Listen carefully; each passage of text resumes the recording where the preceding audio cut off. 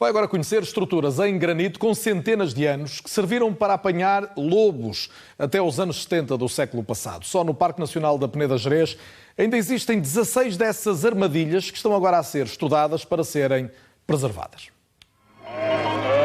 Qual é agora a preocupação da gente do Lindoso?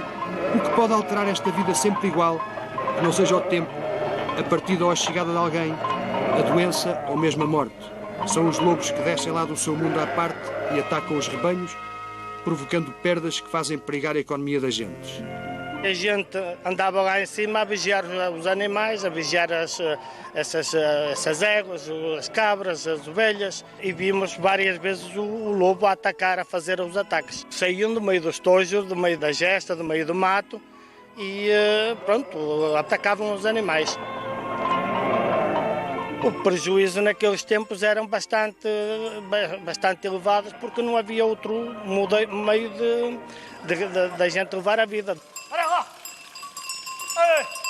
Álvaro continua a levar a vida com os animais. O gado que tem hoje completa-lhe a reforma. Foi pastor durante a infância e parte da juventude.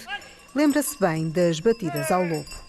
Diante de todo o povo e vamos iniciar a montaria do lobo.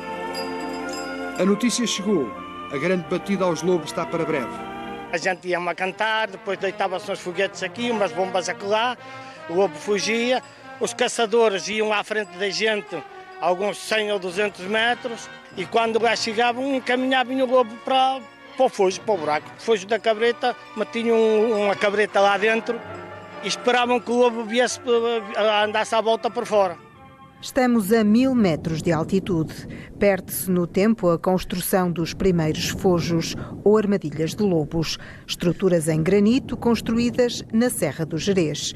2 tipos de armadilhas com o mesmo objetivo para os pastores. Naquelas alturas em que o lobo começava a fazer muitos estragos e a matar muitos animais, em todas as montanhas aqui havia os fojos e as comunidades juntavam-se para fazer as montarias de maneira a controlar o crescimento da espécie.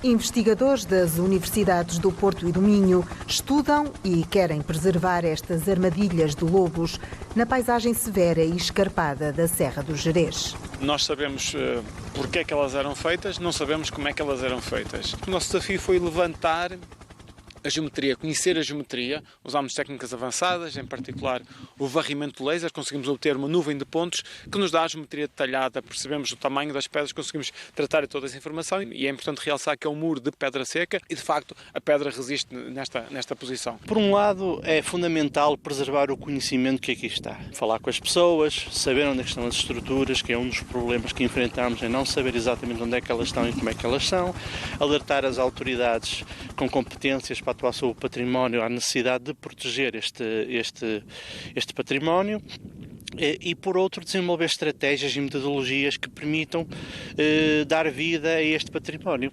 A autarquia e o Instituto de Conservação da Natureza e das Florestas apoiam a investigação e a preservação deste património natural. Passar a ação é analisar caso a caso e ver qual é a oportunidade daquele fojo. Se devemos colocar, por exemplo, um trilho sinalizado que pode ser visitado por uma família, por um grupo de visitantes que vem visitar o parque ao domingo, por exemplo, ou se pode ter outro tipo de aproveitamento. As pessoas, para além de se divertirem, passearem, conhecerem, também levam mais conhecimento sobre aquilo que é a região, sobre aquilo que são a biodiversidade da região, sobre aquilo que é a capacidade do homem, que em conjugação com a natureza fez este equilíbrio e fez muito aquilo que nós temos no nosso concelho, que é uma das áreas principais, que é o Parque Nacional Peneda Gerês. Podemos juntar na mesma estrutura a fruição da serra, do espaço de montanha, a leitura histórica, cultural e patrimonial do património que está construído, mas que não são, como diz, apenas pedras alinhadas, são pedras que representam